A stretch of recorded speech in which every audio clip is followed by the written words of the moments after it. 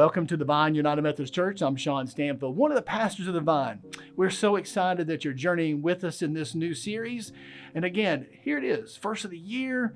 A lot of us making maybe personal changes in our life, or maybe we're not. But one of the big changes that I hope that you're making is that you are joining along with us at the Vine United Methodist Church. But part of that is journeying in a group with us. We call those branches. Now, I know. Life sometimes in solitude on your own seems like maybe that's the best thing to do. But I'm going to be honest with you, in a branch group with other people who are like-minded, people who are willing to encourage you, to be there for you, to cheer you on, would be a great thing. Well, at the Vine, we would love to connect you with one of those groups. And so you can go online and take a look to see what we offer. But we would love to make sure that you are participating with us. So again, welcome to the Vine United Methodist Church. I'm Sean Stanfield. If I can answer any questions for you, please connect with me. God bless, and we're glad you're with us. Let us pray. Gracious God, give us courage to tell the truth about what is broken in us and also around us. Meet us in the rubble with your grace. Strengthen us for the slow, faithful work of rebuilding. Teach us to trust your quiet, steady renewal. Not pressure-driven change, but transformation that lasts. We offer you what we have, just as we are, trusting that you are faithful to complete your work in us. In the name of Christ, amen. Hear these words from Nehemiah 2, verses 11 through 18. When I reached Jerusalem, and there had been for 3 days, I set out at night, taking only a few people with me. I didn't tell anyone what my God was prompting me to do for Jerusalem, and the only animal I took was the one I rode. I went out by night through the valley gate, past the Dragon Spring, to the Dung Gate, so that I could inspect the walls of Jerusalem that had been broken down, as well as its gates which had been destroyed by fire. Then I went on to the spring gate and to the king's pool, since there was no room for the animal on which I was riding to pass. I went up by the way of the valley by night and inspected the wall. Then I turned back and returned by entering through the valley gate. Let's rebuild. The officials didn't know which I had gone or what I was doing. I hadn't yet told the Jews, the priests, the officials, the officers, or the rest who were doing the work. So I said to them, you see the trouble that we're in? Jerusalem is in ruins and its gates are destroyed by fire.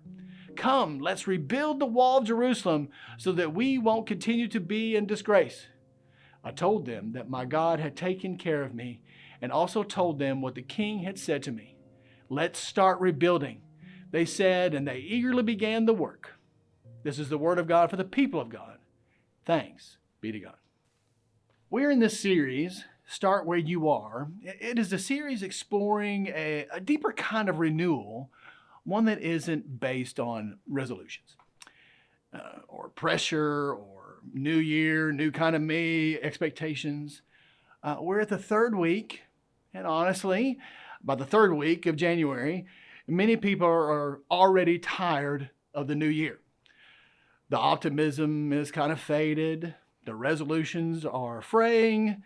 The gym membership, you know that one? We started on that first week that we went every single day, has gone from every day to hit or miss. And the gap between who we hope to be and where we actually are feels wider than ever. Honestly, that's why this series matters. Start Where You Are reminds us that God is not waiting for us to get it all together before showing up.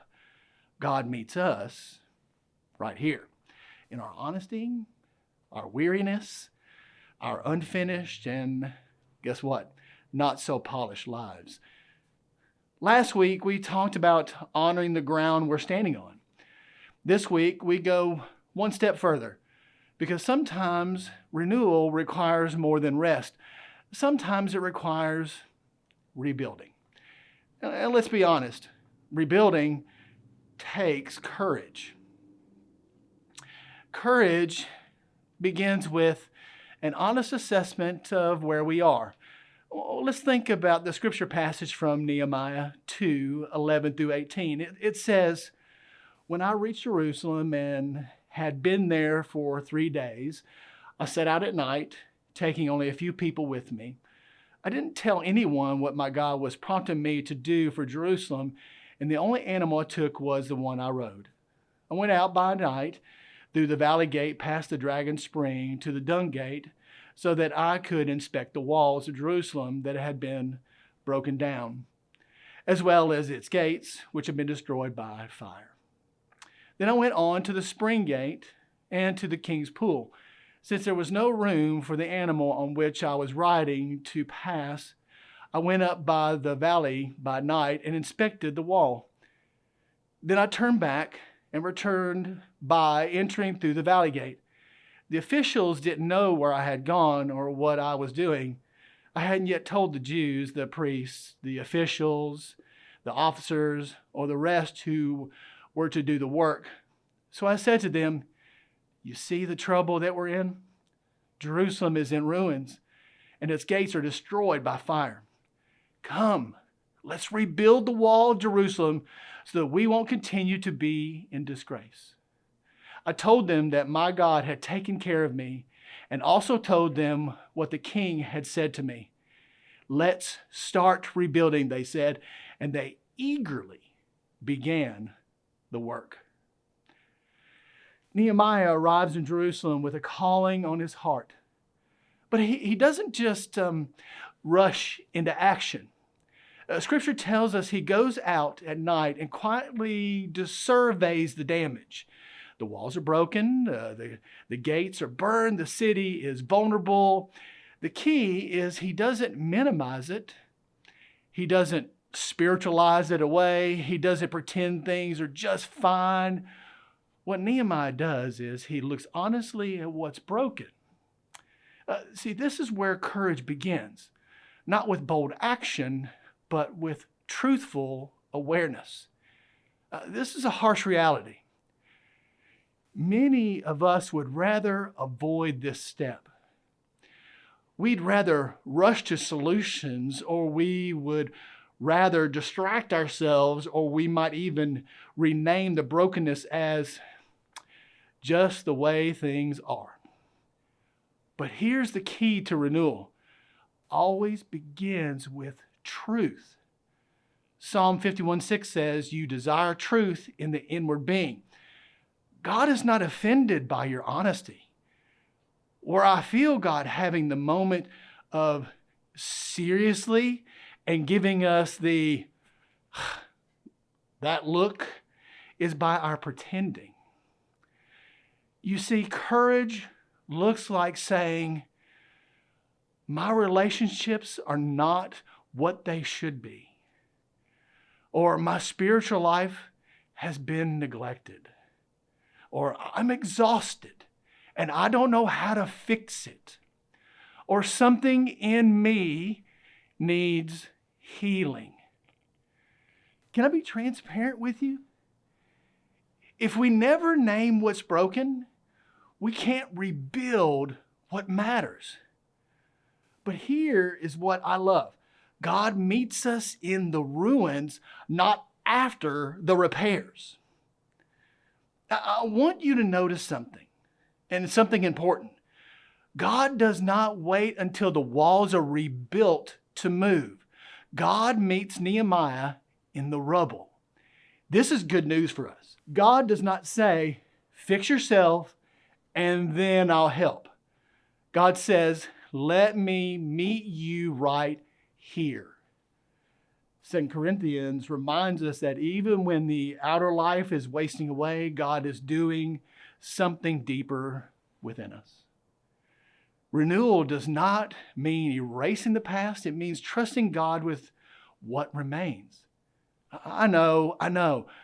Some of us hesitate to rebuild because we think the damage disqualifies us. But Scripture shows us the opposite. It shows us that broken walls don't stop God's work. Weak foundations don't cancel God's plans. Honest confession doesn't push God away. It invites God in. The courageous thing is trusting that God can work with what we actually have, not what we wish we had. The thing about rebuilding is that it's not flashy, it's faithful. Nehemiah in this passage doesn't promise instant results, and he doesn't offer shortcuts, but what Nehemiah does is offer an invitation to the people to rebuild stone by stone. What this means is that real renewal is rarely dramatic. It is usually quiet and steady and slow. This is not the kind of rebuilding that makes headlines. It's the kind that changes lives. Rebuilding looks like Philippians 1:6. I'm sure about this, the one who started a good work in you will stay with you to complete the job by the day of Christ Jesus. Okay, but what does that mean for us? It means returning to prayer even when it feels awkward. Having a hard conversation instead of avoiding it. It means reestablishing a spiritual rhythm that once mattered, or asking for help instead of carrying out everything alone.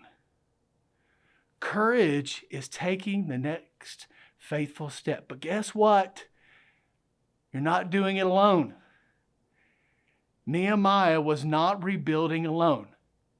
He didn't look at the destruction and then decide, well, I got this. One of the most powerful moments in Nehemiah's story is when he finally speaks to the people. You see the trouble we are in. Come, let us rebuild. It is not you rebuild. It is let us rebuild.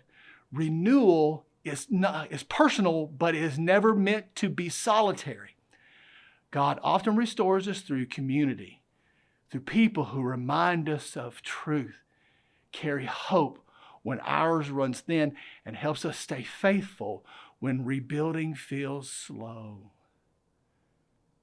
The church exists for this very reason. Not as a place for perfect people, but as a community committed to rebuilding together. You see, this series is a reminder. This is not a reset. This is not a reinvention. This is not about becoming someone else. This is about faithful renewal. Rebuild with courage. Tell the truth about what's broken. Trust that God is already at work, and take the next step. Not the whole journey. God specializes in rebuilding lives, one faithful stone at a time. In the name of the Father, and of the Son, and of the Holy Spirit. Amen.